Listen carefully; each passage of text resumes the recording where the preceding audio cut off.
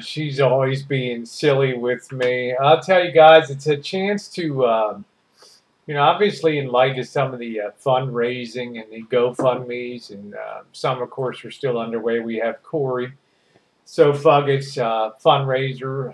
If you want to hit that with a donation, please do go to Irene on the Road, and she'll have a link for you to hit that. We don't want to see that stall out as often happens at in campaigns and things, because people tend to hit it hard in the first couple days, and then it's like, well, we did our bit. Actually, the real hard slogging begins uh, after the campaign is already underway for a significant amount of time. But I've had a lot of people write and ask me about doing fundraisers, and any tips on raising money. And I'm not going, and Jen and I aren't going into the full time fundraising business, believe me. But there are causes that come along that often get buried.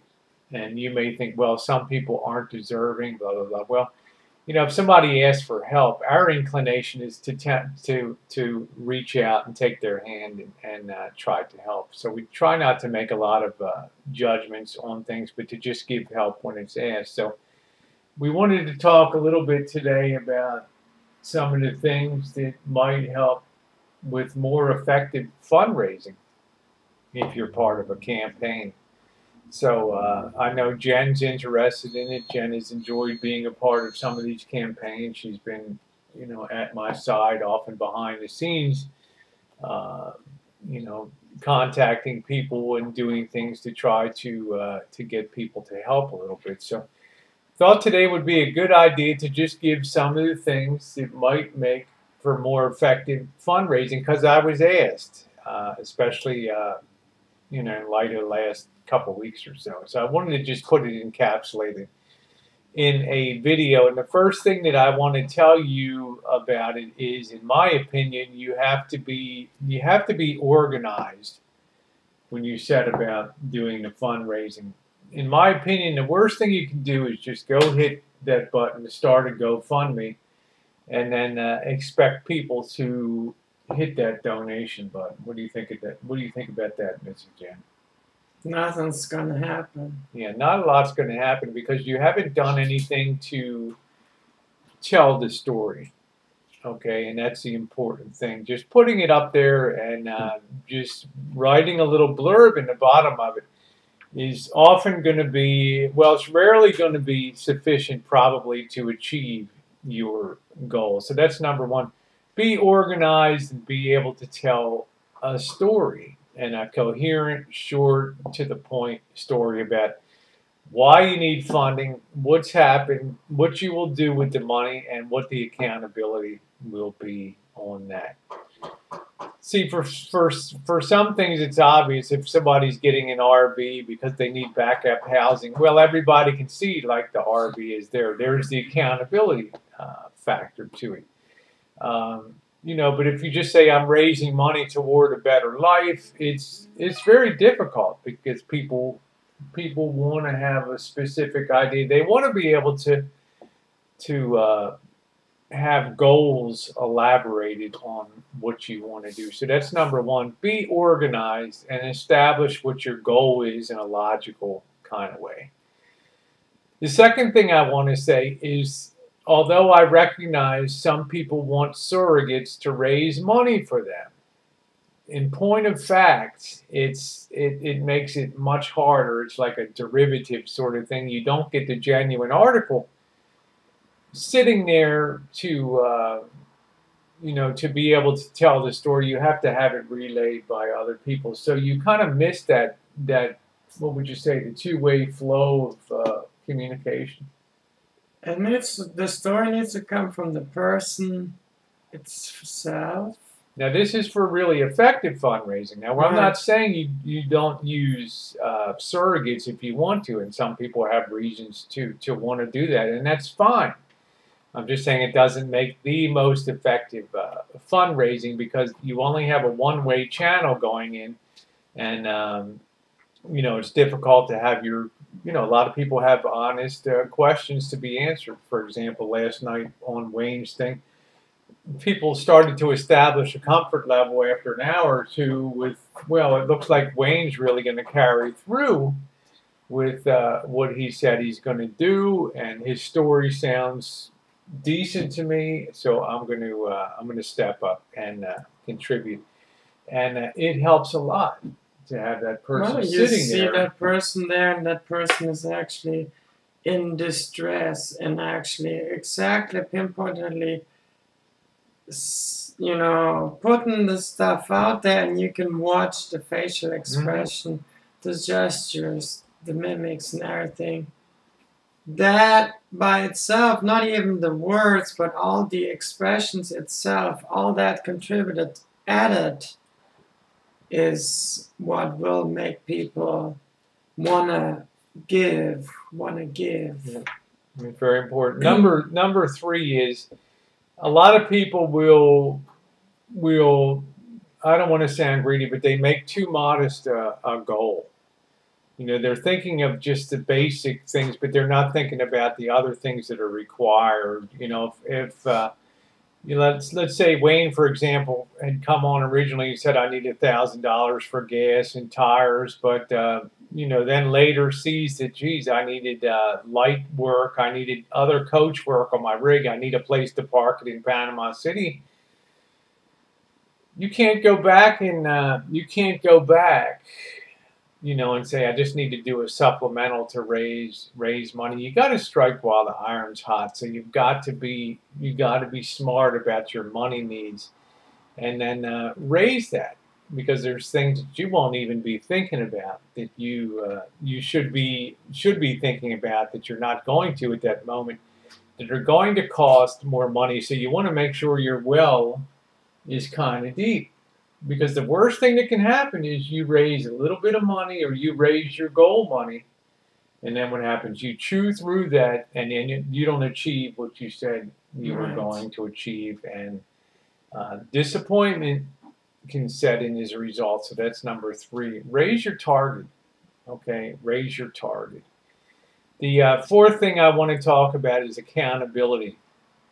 PayPal is a great thing. If you want to reach out and privately send somebody money, and plenty of people did. Jen and I did, for example, when uh, Corey first started her, Soap Fugget started her fundraiser, because that's the way that she wanted to do it. But I was very happy that she then, with some encouragement, her friends opened up a GoFundMe for her, because it gives people a level of accountability that they can see what's going on. To ask people to donate to a PayPal is like black box. You don't really, you know, it's hard to see what's going on. You don't know how much money is raised. So people are going to be reticent. If they have a GoFundMe and there's a PayPal there, they're going to think, I don't even know how much money is going to be raised. So, you know, I like the gal or the guy, but I'm just going to give $10. I was going to give, you know, you don't want that. You want a high degree of transparency in the fundraising. So that's point number four, is be as public as possible. Sometimes when people see, well, I was thinking about giving $10, but I see it's kind of slow. I think I'm gonna give 50. You know, and you'll have somebody that'll give like 40 extra bucks. Exactly. You never know. Exactly. The fifth point is, don't, you know, a lot of people think, well, I'm going to make a long campaign, 30 days or whatever. Well, if you tell a compelling enough story and you get your message out there, and you do your requisite hangouts and you're talking to people, nothing should take more than a week or so to fill your kitty. And in fact, if it goes 30 days, you know, it starts to have a little smack of a lack of success to it. And also, if you have a fundraiser for a week or 10 days, it has a definite ending point where a lot of people sit on the sidelines. And what do? They wait till the last minute. Right. Right. And they kick in at the last minute.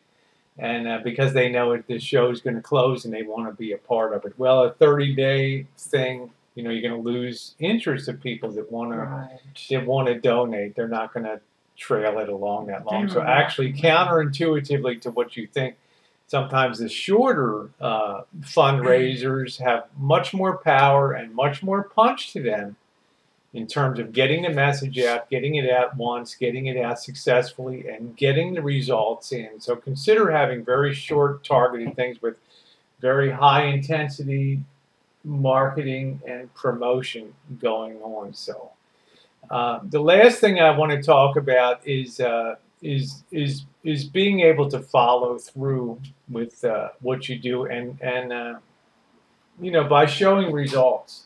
Right. When people donate, they like to see either there's an RV there now. Well, worst case scenario, there's an RV. An RV was bought, like for Amanda, there's the RV. So nobody can take that away. She needed backup housing. The goal was achieved. Everybody can see it there. Everybody knows new batteries went in. There's a lot of things that are going on that are constantly being scrutinized by the public. Well, the same thing if you do a GoFundMe and you're a YouTube person. It's nice to be able to say this is where the money went, and I'm really grateful for that. It makes it makes people more apt to have your back in the future if things go wrong again. Then that person that you're raising money for can quietly reach out to people and ask for some backup, because they know that you're grateful and you're showing what you've done with your life and the money. So those are the keys that I think make a successful fundraiser. Mm-hmm. Put the time in. Be hands-on yourself. Be available to people. Be able to take the heat. Like last night with Wayne's RB Prepper Wayne's fundraising. Even the trolls in their own way were getting behind the effort, and because Wayne had bothered to take the time to communicate with some of them that this is really important, and this is my life. I have a child, and everybody could kind of get behind that. And the level of negative feedback was very small last night. So I'm very very happy to see that. So I just think if you do it right, then it can work. If you don't plan it right, if you don't organize it right, if you don't run it right, the thing can blow up in your face, and you can be left with with a half-cooked egg on your hands and a real problem. So just remember, guys, organization, promotion, and roll up your sleeves and get your own self in there to get on there every night and hang out. Expose yourself. Expose yourself. Set your goal. Talk about it. Be out there. Do it. Be a part of it. Well, I was asked, so I was happy to do this video. I've actually been asked for about 10 days to do this, but we wanted to think about it. Jen and I wanted to talk about it and just get it down to 5 or 6 very key points that I think are very critical to point. And I'll do one supplemental point. Make yourself available to other people so that they can do videos on their channels. Like I didn't know last night that we would be hitting Wayne's target so quickly in 6.5 hours. But Wayne had already agreed. I'd be happy to go on a Google Plus hangout with you, Rosie, that I could tell my story and you could blast it out to your subscribers, and they can help too. It ain't about being a hero. It's about being helpful. And as much as a lot of times YouTube leaves a bad taste in people's mouths, it's nights like last night that just put a smile on people's face today, a smile of pride. And lest I be remiss, Blacktop Boondocker, I want to give a shout out to you too with your wonderful job of reaching out and being a part of fundraising too. Thanks a lot, everybody.